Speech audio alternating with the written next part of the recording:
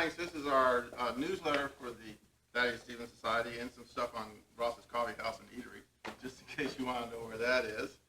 I want to tell you, this is a real treat for me to come here tonight and talk to you because most of the time when I talk to people about Thaddeus Stevens, it's sort of unsuspecting.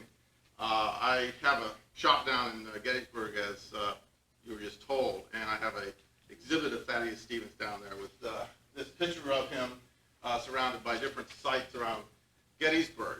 And it kind of reminds me, I don't know how many of you watched the Three Stooges when you were kids or whenever, but there was this one skit where ever so often in the show, someone would say, Niagara Falls, and that would cause one of the two characters to go, Niagara Falls! Slowly I stepped, inch by inch, foot by foot. It would cause all sorts of mayhem.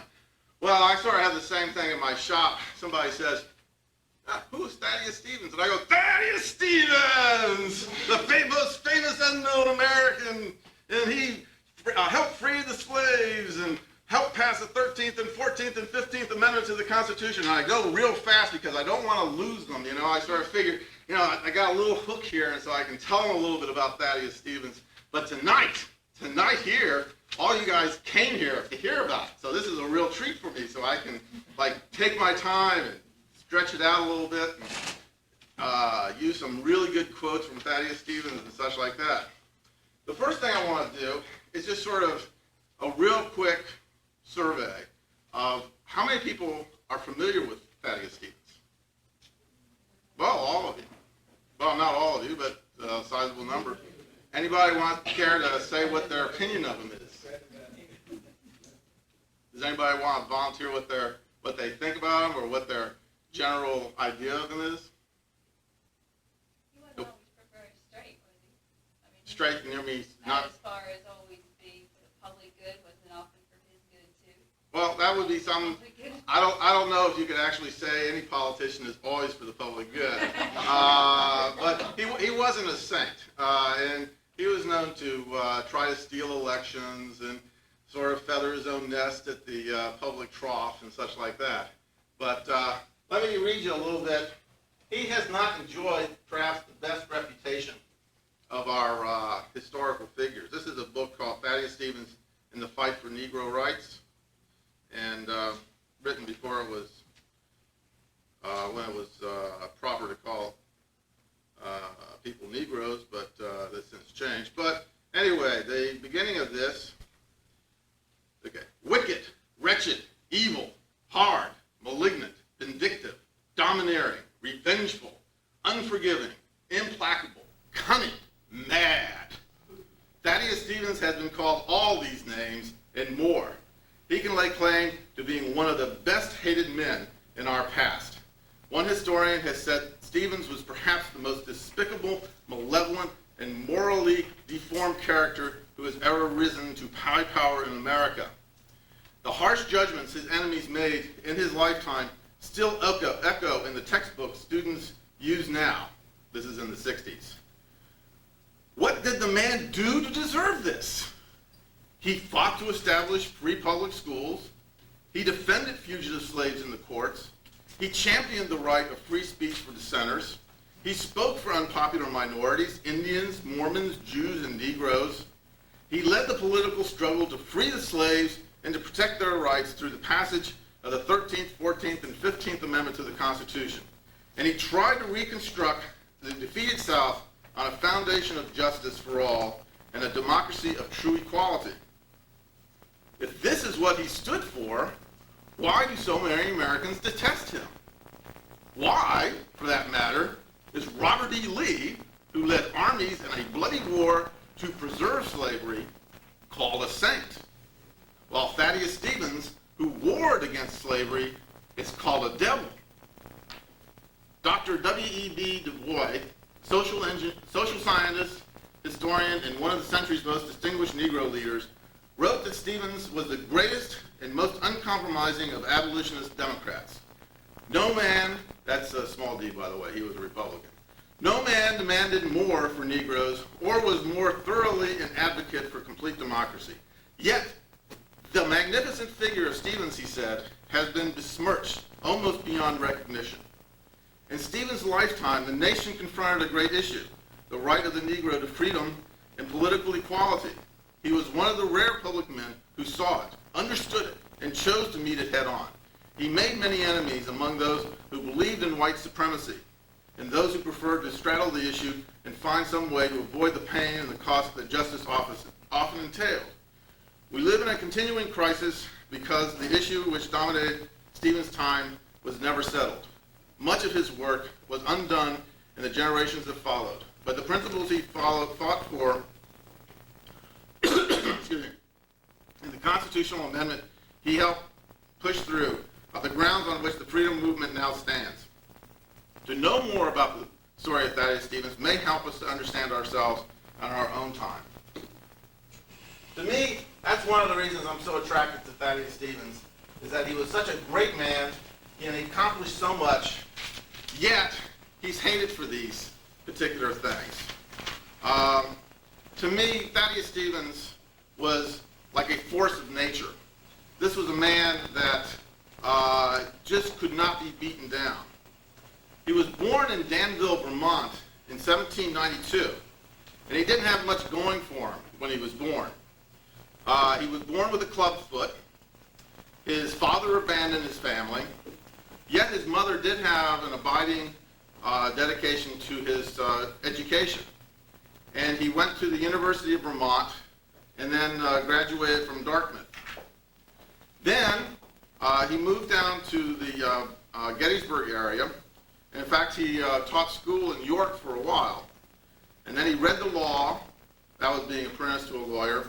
And he became a lawyer. He passed the Maryland bar. And in those days, you could pass the Maryland bar. And he started teaching law, or not, he started practicing law in Gettysburg in 1816.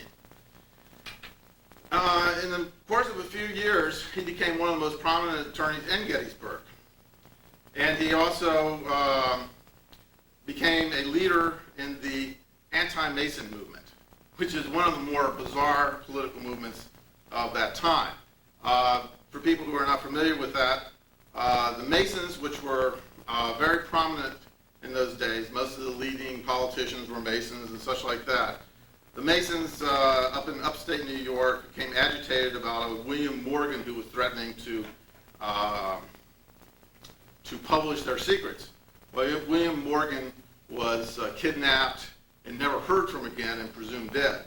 And then what followed was a massive cover-up by the Masons and the Masons related in the judicial system and in the state government in New York. And this caused this outrage throughout the nation, which is kind of amazing that they created a party based on the principle of being against the Masons. Yet this was the political party that Thaddeus Stevens signed on to and actually made one of the more prominent. He was able, along with other anti-Masons, to get a governor elected in Pennsylvania and nearly to control the legislature. And also, during the same time that he was rising in state politics, he was elected to the state assembly in 1830. During that same time, he was also amassing property in Gettysburg. By 1825, 9 years after he came to Gettysburg, he was the largest property owner in Gettysburg, with property with an assessed value of $11,420. By the way, the tax, all you people who are, I guess you have to pay tax by the end of this month, the tax on all that property was $10.58. I wish I could get that. So anyway, one of his first big,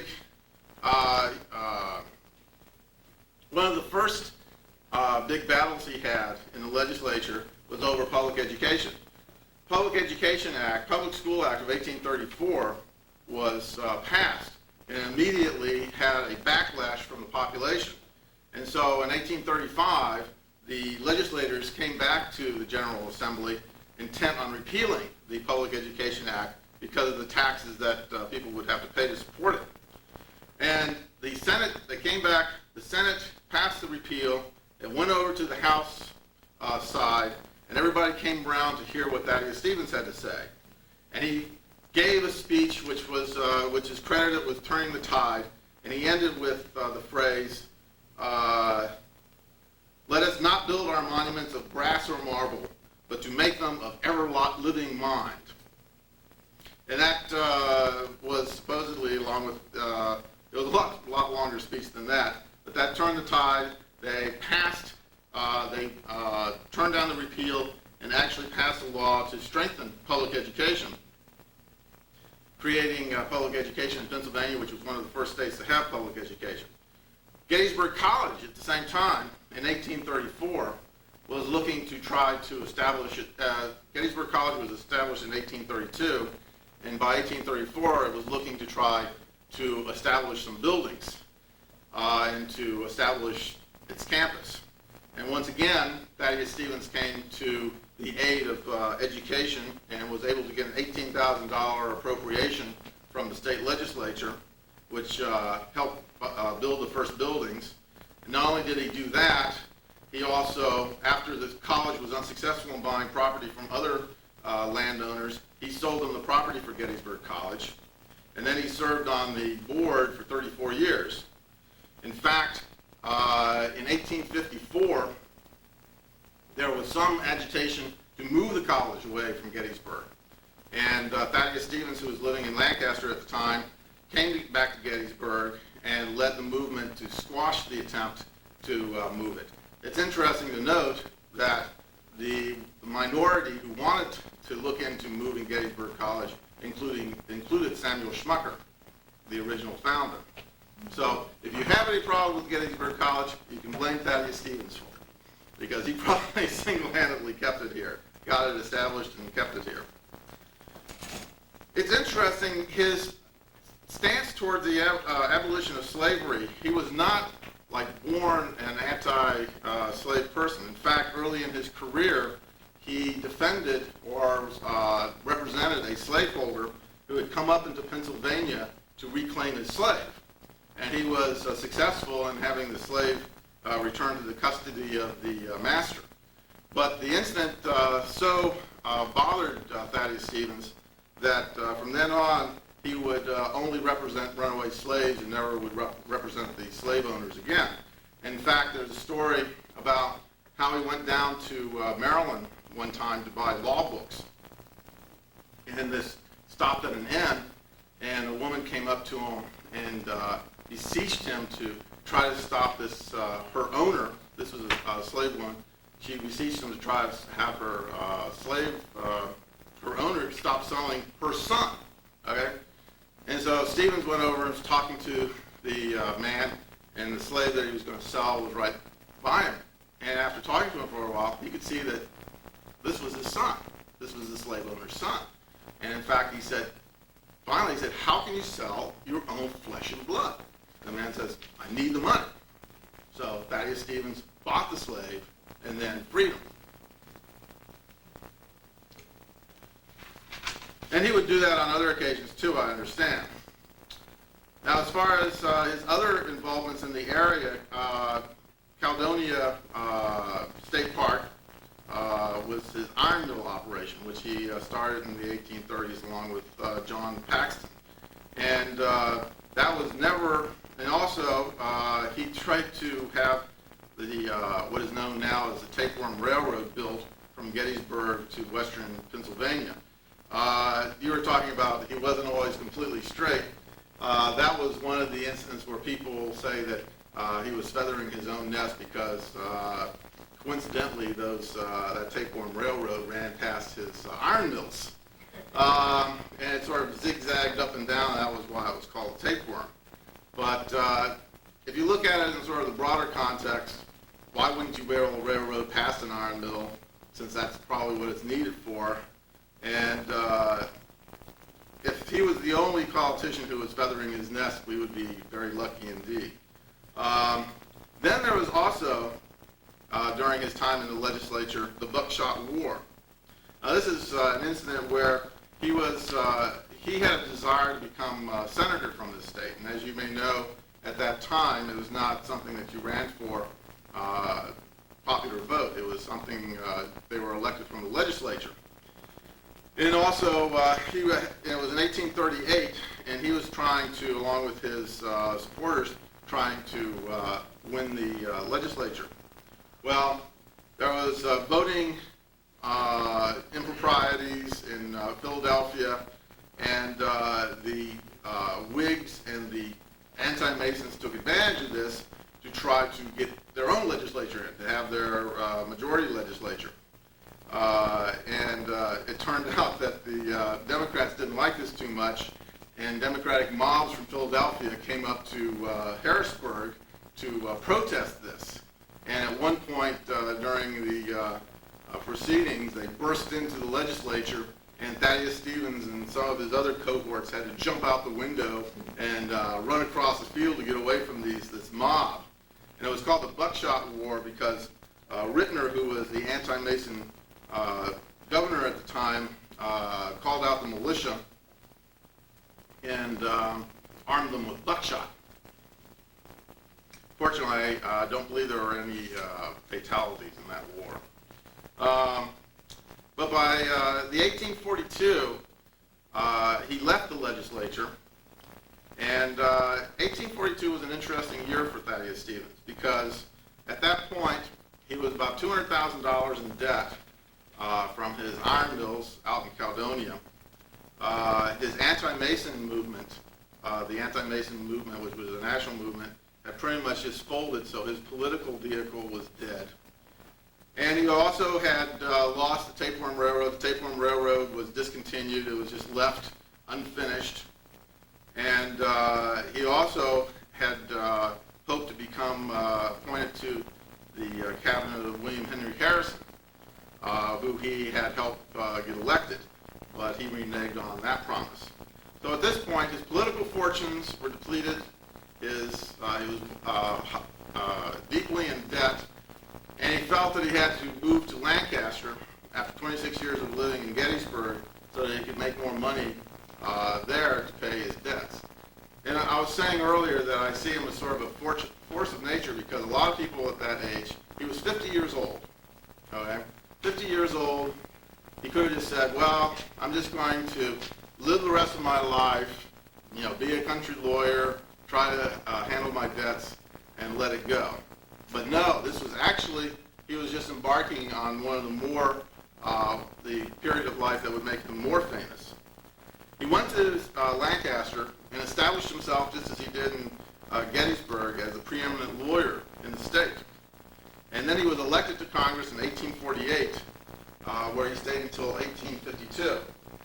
And he made a sensation when he went to Congress, because unlike his northern brethren, he was not afraid to talk out against slavery. I have this thing I got off the internet from Matthew Brady, has a little picture of Thaddeus Stevens. It says, Thaddeus Stevens was a wealthy Pennsylvania lawyer when he entered the House of Representatives as a Whig in 1848. Early in 1850, his first speech against slavery immediately drew the admiration of his adversaries. Quote, our enemy has a general now. This man is rich, therefore we cannot buy him. We cannot seduce him. We cannot allure him. He is in earnest. He means what he says. He is bold. He cannot be flattered or frightened. Growing impatience with the Whigs Party moderate position, Stevens lost his congressional seat in 1853 and returned to Congress in 1859 as a Republican. I have here some quotes from his speeches that he had at that time. It has here his initial speech about slavery. This speech of Stevens stands out. This is from The Great Leveler. This speech of Stevens stands out as a landmark in the legislative records of the time. It marked the first appearance in Congress of a Northerner who hurled back at the South its own challenge. Southern members were stunned. Until then, the North had been on the defensive. Throughout the balance of this session and the next, this is, as long as Stevens served in the Congress of the period, he was aggressor. Before, the South was always found the North yielding when it talked of disunion. Southerners had defended slavery on legal authority. Stevens indicted it on higher grounds. He contended the institution was not only immoral, but dangerous to the welfare of the nation and to the Union itself.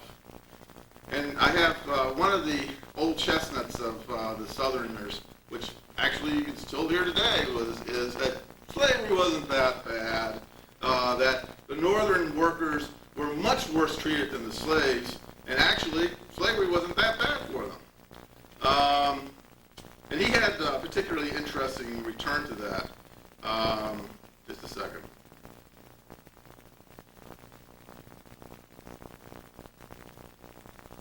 Returning to his subject, he noted that comparisons have been instituted between slave and laboring freemen, much to the advantage of slavery.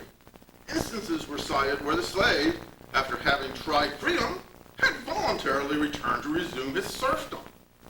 He turned to irony and ridicule. Well, if this be so, let us give all a chance to enjoy this pleasure. Let the slaves who choose go free, and the free who choose become slaves. If these gentlemen believe there is a word of truth in what they preach, the slaveholders need be under no apprehension that he will ever lack bondsmen. Their slaves would remain, and many free men would seek admissions into this happy condition. Let them be active in propagating their principles. We will not complain if they establish societies in the South for that purpose, abolition societies, to abolish freedom. Nor will we rob the males to search for incendiary publications in favor of slavery, even if they contain seductive pictures and cuts of those implements of happiness, handcuffs, iron yokes, and cat of nine tails. It could not be denied that for 2 centuries the North had contributed to secure to a particular race the whole advantage of this blissful condition of slavery, and at the same time had imposed on the white race the cares, the troubles, the lean anxieties of freedom. This was a monopoly inconsistent with Republican principles and should be corrected if it would save the Union. Then let the gentleman introduce a compromise by which these races may change positions, by which the oppressed masters may slide into the happy state where he can stretch his sleek limbs on the sunny ground without fear of deranging his toilet, when he will have no care for tomorrow. Another will be bound to find him meat and drink, food and raiment, and provide for the infirmities and illnesses of old age. Impose, if you will, upon the other race as a compensation for their former blessings all those cares and duties and anxieties. As you can see, he was a sort of a master of satire. In fact, he was harder on his northern brethren than he was a lot of times on the southern opponents, because he really couldn't stomach the northerners who would cave in all the time. One particular time when he was chastising the northerners, he was charged by some outraged southerners who had drawn out their bowie knives. Fortunately, they caught them before they had the chance to use them, so they didn't have a repeat of the beating of Sumner as they had in the Senate. Let's see. Let me pick up from here. He was known for his wit. In fact, some people say he had some of the best jokes of the Civil War. He was asked one time by Abraham Lincoln what he thought about the honesty of Simon Cameron, another Pennsylvanian who was Secretary of the War. And he said, well, he wouldn't steal a red-hot stove. And so Abraham Lincoln thought that was an incredibly good joke. So he told Cameron that. Well, Cameron didn't particularly like that. And so he went to Thaddeus and says, I want you to retract that to Abraham Lincoln. So he went back to Abraham Lincoln and said, well, he would steal a red-hot stove. And then there was one time when one of his political adversaries, Alexander Harris, met him on a very narrow sidewalk in Lancaster. And he stared down at him and he said, "Sir, I never stand aside for a skunk." And Thaddeus Stevens stepped off the sidewalk and said, "But sir, I always do." And then also, he is, besides all his other problems being a clubfoot, he also had no hair. He was afflicted with a disease where he had no hair on his head. That is, the hair you see there is a wig. And so one time one of his admirers, a young lady, came up to him in Congress and asked for a lock of his hair, and he says, "Here, take the whole thing." So he was very, many people were fearful of his sharp wit. So when he went, oh, you okay? I thought you were asking a question. In 1858, he returned to Congress and became the chairman of the House Ways and Means Committee. In that position, he helped finance the war. He also was involved in the instituting of the issuing of paper money, which was the first time that the national government had done that.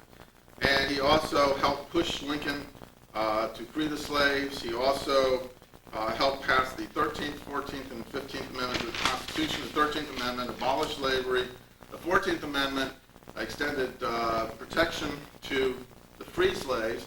And it also, by the way, extended protection to everybody in the nation. Before the 14th Amendment of the Constitution was passed, you really didn't have civil rights in the United States. You had, the Bill of Rights restricted the federal government, but the state governments could do what they pleased. If they wanted to restrict freedom of press, they could do that. There was nothing to keep them from doing it unless they had it in their constitution.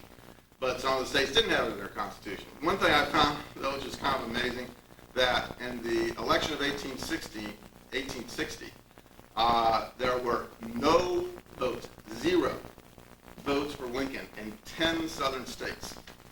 Reason? They didn't put him on the ballot. They just, no, we don't like him, we're just going to put him on it. 14th Amendment extended the protection of the federal Constitution to the entire country. Not just, it didn't just restrict the federal government, it also restricted the states. Then the 15th Amendment to the Constitution granted the right to vote to blacks and freed slaves and such. Then one of the things, now, as many of you probably know, Lincoln was not a particularly strong abolitionist. In fact, when he first came to office, his main effort was to just free the, to keep the Union together. And it was only through pressure from people like Thaddeus Stevens that he finally did come to this position. In fact, he would tell people that he was haunted by people like Thaddeus Stevens. He gave, let's see, let me read this.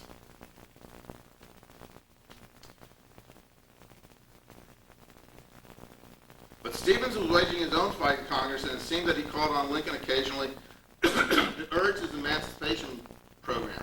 At any rate, the president is reported complaining to Senator John Henderson of Missouri of the old commoner and his collaborators constantly pressing him.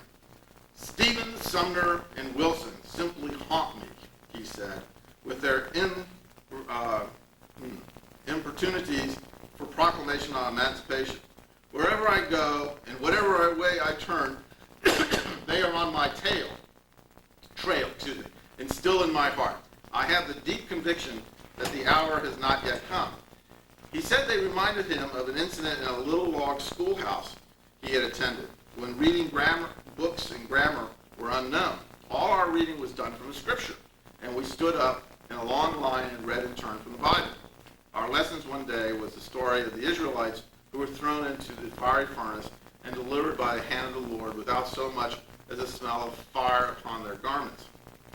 It fell to one little fellow to read the verse in which occurred for the first time in the chapter the names of, and please forgive me because I can't pronounce them either, Shadrach, Meshach, and Abednego. Huh?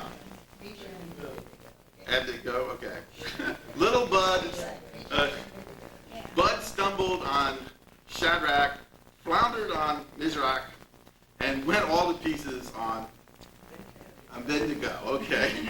Abednego. That's the song. Oh, it is? Okay.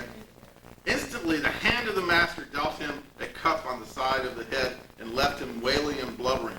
As the next boy in line took up the reading, But before the girl at the end of the line had done reading, he had subsided into sniffles and finally became quiet. His blunders and disgrace were forgotten by the others of the class until his turn was approaching to read again. Then, like a thunderclap out of the clear sky, he set up a wail which alarmed even the master, who, with rather unusual gentleness, asked what was the matter now, pointing with a shaking hand at the verse which a few moments later would fall to him to read. Bud managed to quiver out, "Look there, master, there comes them same damn three fellows again." So that's how Lincoln saw those people. They kept on after him. And if you looked at his record, it was one where he kept getting closer and closer to the radical Republicans' position. He would, first he said that he didn't believe in the freeing of the slaves. He had the Emancipation. Then you had the passing of the 13th Amendment of the Constitution. Then, in his last speech, which was ironically heard by John Wilkes Booth, he also came out in favor of black suffrage. What actually Lincoln would have done if he had lived, nobody really knows. A lot of people say that he would have done exactly what Andrew Johnson did. Frankly, I don't think so, because I think you have to remember one thing. He was a Republican, and he was going to keep the Republican Party in power. He wasn't going to be taking steps which would essentially be handing over the federal government to the Democrats, which is essentially what Andrew Johnson was doing. Then you have the two incidents, or the two matters which are perhaps the two things that Thaddeus Stevens is most remembered for: Reconstruction and the impeachment of Andrew Johnson. The impeachment of Andrew Johnson, Johnson in this situation was pardoning most of the Confederate officials, was vetoing efforts of the Congress to pass freedmen legislation. Meanwhile, the South was trying to reinstitute slavery through the black codes. I was kind of amazed. I did not realize until I recently read some information on the internet about the black codes, and they had a reprint from the black codes of Mississippi, which I read with just kind of disbelief. What they did was they said that if you were a vagrant, didn't have a job, you could be arrested, and if you couldn't pay the fine, being a vagrant, it's kind of hard to pay the fine, then you were basically leased out to a planter, okay? And, well, you say, well, maybe they could just find jobs. Well, on top of that, the local sheriff, you had, if you were black or mulatto, you had to get a permit from the local sheriff to get a job. So if the sheriff was down in the mind to give any blacks or mulattoes permits, then they would all be vagrants and all would be farmed out to the planters. And that was done to get around the 13th Amendment, because in the 13th Amendment, the one instance of involuntary servitude was being in prison. So you had that. You had riots in New Orleans where the government-led riots were attacking Republican conventions, killing dozens of blacks and white supporters. And you had this situation, the Republican Congress, which, by the way, was made veto-proof in the 1866 election, which was more or less a referendum on the policies of Johnson, which the American public, soundly refuted. And you had that, and so it was no wonder that there was an attempt to try to impeach him. As far as Reconstruction was concerned, there was you had the Johnson effort on the one hand, and you had the other effort by Thaddeus Stevens, who wanted to treat the southern states as if they had been a conquered province.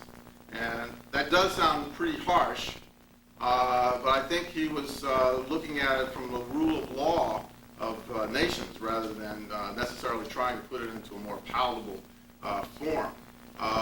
Only by having it as a conquered province could he try to change the system down the South the way he wanted. His ideals on Reconstruction probably made him one of the most idealistic politicians to reach high power in the United States.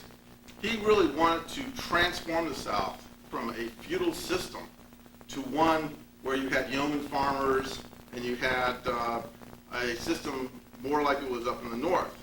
I don't know if how many are you familiar with his ideas of confiscating the property of leading rebels and then dividing it up among the freed blacks, and then also taking parts of that and selling to help pay for the war debt. It was just something that was incredibly egalitarian and incredibly idealistic. He felt that if you had the freed blacks with an economic stake, that you could perhaps break the back of the feudal system down in the South. I think a lot of people think that even if he had been successful in being able to get that, the temper of the times that the whites would have gotten the land back by one way or the other. But you have to give him credit for having to try that. Also, that they did, the North didn't completely shirk its responsibilities and did have the army in the South to protect the freed slaves until 1877. Now, it's interesting, a lot of people go back and say, well, this is such a terrible thing, a terrible period. I grew up in Virginia where the Reconstruction was like a big black cloud came over the whole country. But I think a lot of historians are revising the way they're looking at that now. I think if we put it into modern terms, if Harry Truman, say, had been Andrew Johnson, and he had said, okay, all you Germans, we're going to pardon everybody who's involved in the government, and we're going to leave Germany, you would have had the same sort of outrage from the American population. I mean, we're still in Germany, even to this day, obviously to protect them, not to protect them from themselves. But I think that you have to go back into that time to understand how Thaddeus Stevens and his supporters did what they did in Reconstruction. As far as the impeachment was concerned, as you know, it failed by one vote. And Thaddeus Stevens was, in fact, dying at the time that this was going on. He had to be carried in to the Senate chambers where he made his presentations. In fact, yet his wit was still with him. He would look down at the people carrying him in and he said, what am I going to do when you're dead and gone? But he carried on through the impeachment. In fact, after he failed, and everybody basically lost their taste for impeachment, he introduced yet another resolution for impeachment, which went nowhere, and he died 3 months after that. And when he did die, he was such a famous person and so revered in the nation that he laid in state in the Capitol Rotunda, an honor which had only been given to two people before that, Henry Clay and Abraham Lincoln, and 25,000 people attended his funeral in Lancaster. And he also, if you go to Lancaster, you're not going to find him in the main cemetery of Lancaster where James Buchanan is buried. You're going to find him in a little cemetery downtown because, and he talks about that on his epitaph as to why he is where he is. And he has on there, I repose in this quiet and secluded spot, not from any natural preference for solitude, but finding other cemeteries limited as to race by charter rules, I have chosen this, that I might illustrate in my death the principles which I advocated through a long life, equality of man before his creator. So now I'd like to show you some slides of some sites around the area that related to Thaddeus Stevens, and also to hear a tape concerning Thaddeus Stevens. So I guess I'll just go ahead and set this up. Okay.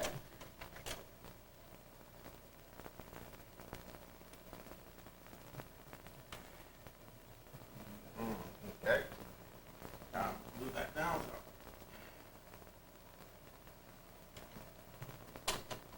Okay, that might be good. Let's see if we focus it. There. Okay. Okay, this is the site of Thaddeus Stevens' house on Chambersburg Street. A lot of people don't see the sign, but it's Basket Solutions was there, and now I think it's Country Times. The house is gone, but this is where it was.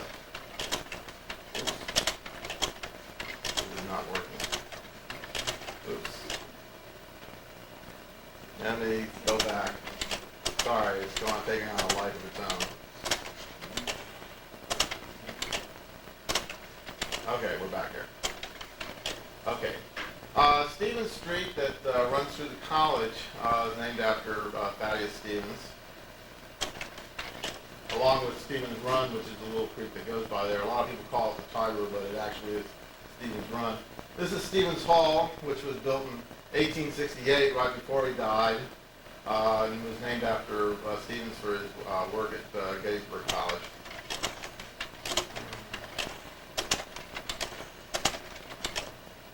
This is another view of that. This is interesting. You say, well, you have Robert E. Lee's headquarters here. That was owned by Thaddeus Stevens. So Robert E. Lee was one of his tenants. Not a paying tenant, but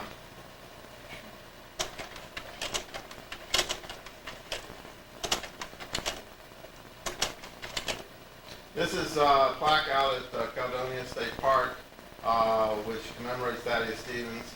One of the, along with all the other things that he had to endure, when Jewel Early came up here before the Battle of Gettysburg, he burnt Caledonia to the ground.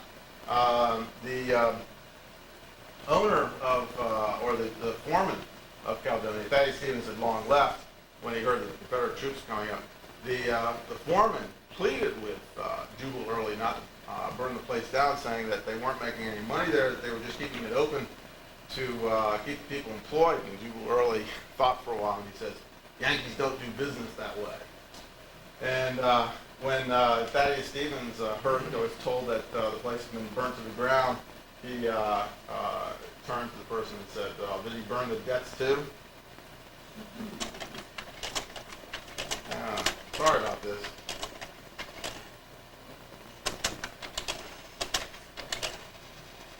Maybe I should. Okay. There's the Thaddeus Stevens Historic Trail. There's his, that should not be called his blacksmith shop, because he was not a blacksmith. He was the most prominent attorney of his day. That's the last building left from that era, and he owned hundreds of acres around it.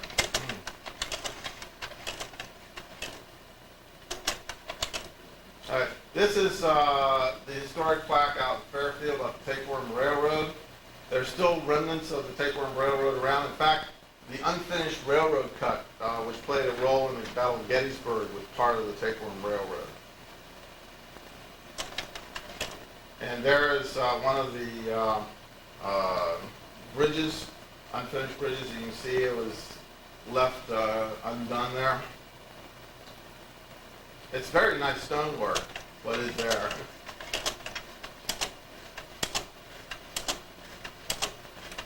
Now it's just, oops. I'm gonna have to talk to the manufacturer. Okay, this is some areas around the stonework. And that's the end of the sites around there. I won't torture you with going back and forth anymore on that. Can you turn on the lights? And now, you'll get to hear from the man himself. We got the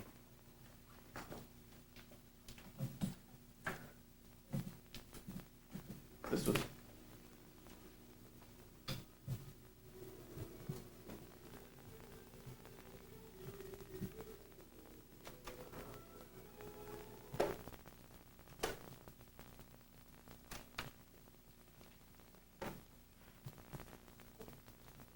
NPR's All Things Considered. I'm Noel, and I'm Robert Siegel.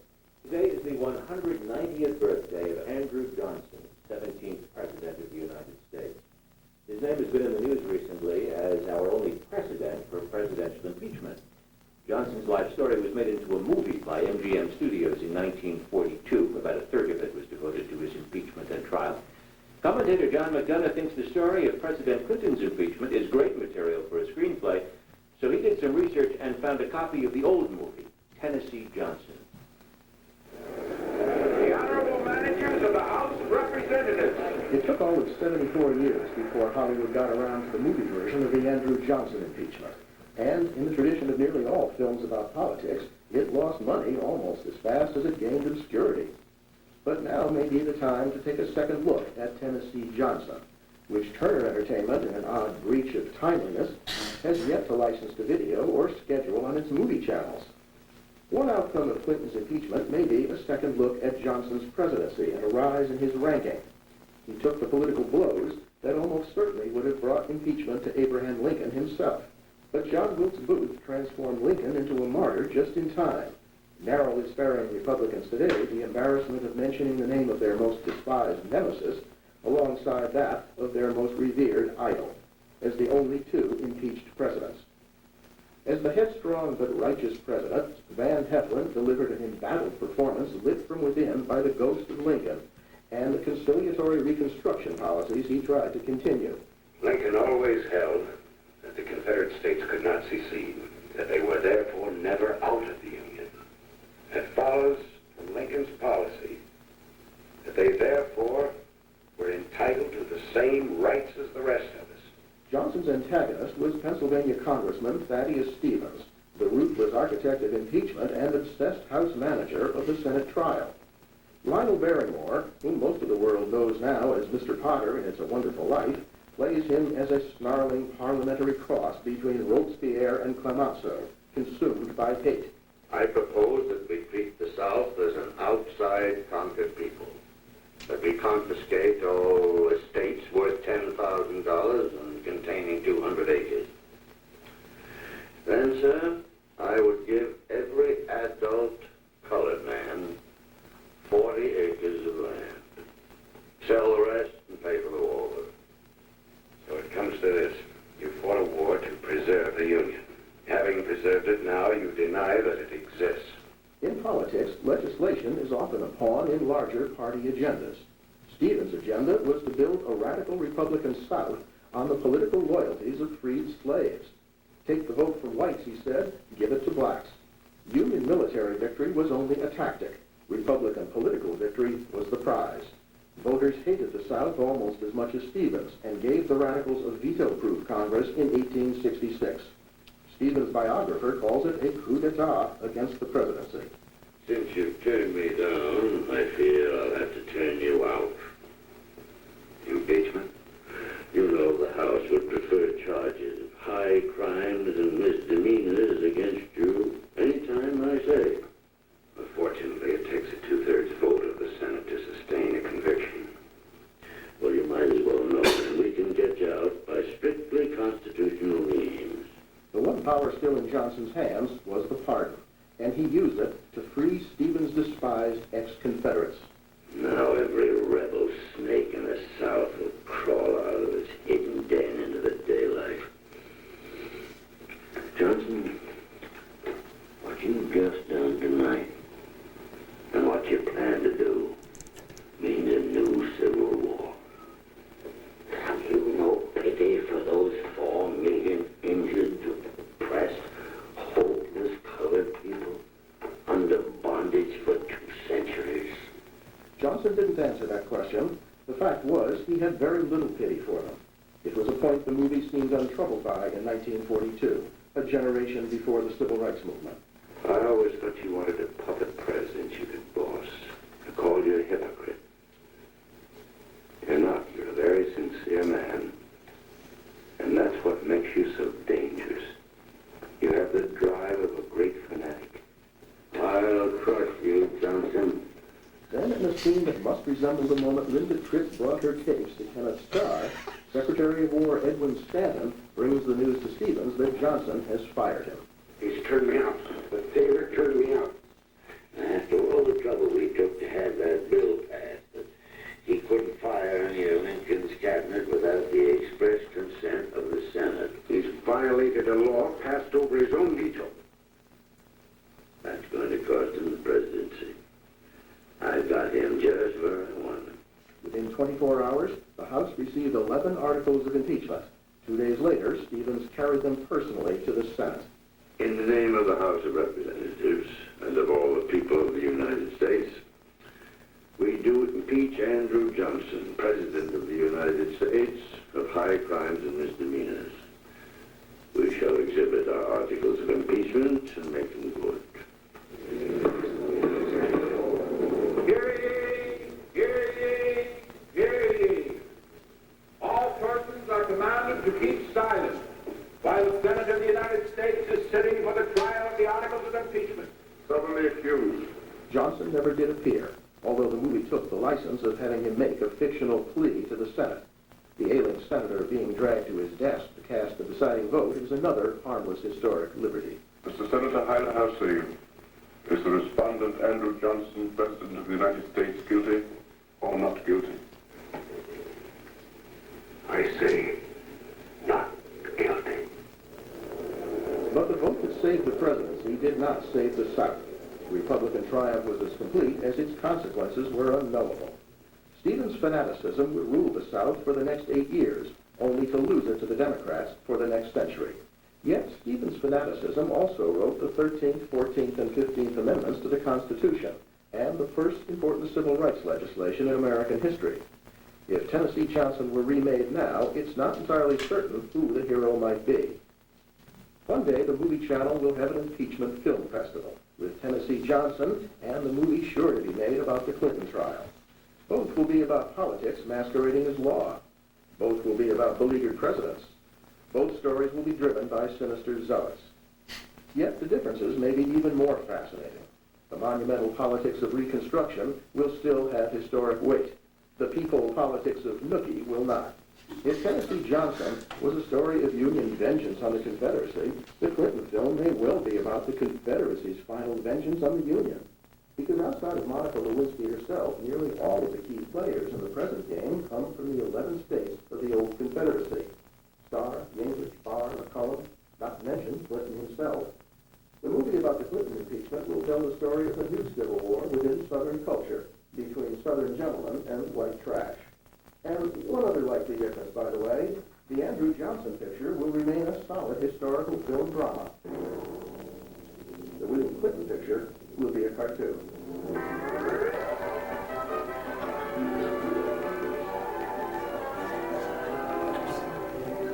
John McDonough lives in Chicago.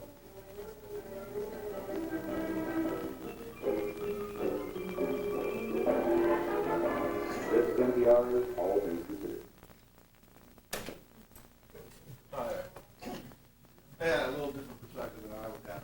I thought it was interesting having the movie soundtrack there. So, are there any questions or discussions or attacks or?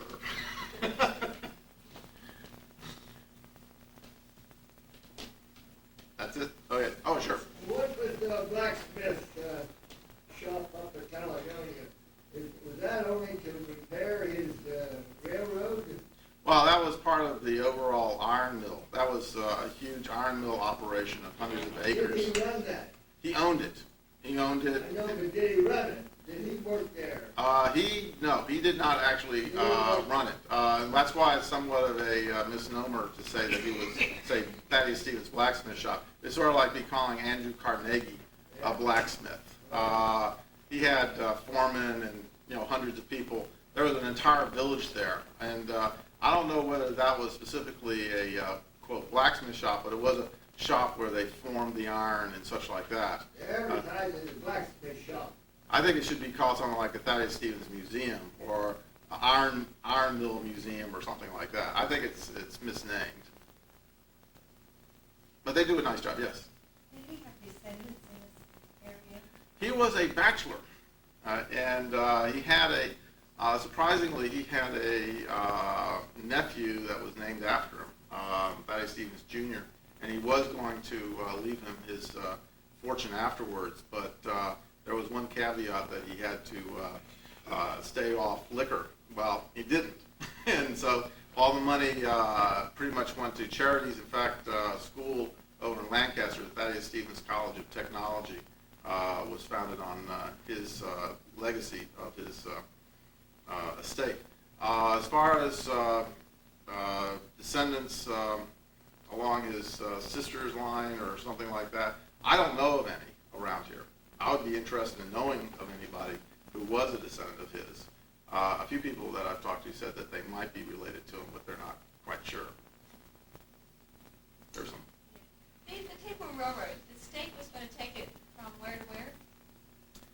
It was going to take it from Gettysburg. That was the one end, and the western terminal was never really quite sure. It was that was one of the problems with it, was that it sort of ended up in nowhere out in the western part of the state, and it was primarily going past iron mills and such like that. And it was, as at that time, there were all sorts of public works projects going on, canals and railroads, linking all the different industrial operations. I don't know where the exact terminus was, but it was not going to be in any particular, it wasn't going to be like in Pittsburgh or some other facility. And also, perhaps, your historical society, but I understand that Thaddeus Stevens wasn't the only one to feather his nest. You can also ask, why did the Union have an armory out in Harper's Ferry? Why did the United States have an armory out in Harper's Ferry, which is the middle of nowhere? And my understanding was property was owned by George Washington. So Also the crossroads. It was The crossroads? an area where people went through going lots of places. yeah, but our founding fathers were. It was interesting there. A lot of them were in land speculation. In fact, Thomas Jefferson went wildly into debt on land speculation, and so trying to use your legislative position to try to improve your economic condition was not unheard of at that time. It's still what's new. And as I said, Thaddeus Stevens was not a saint. He was a politician.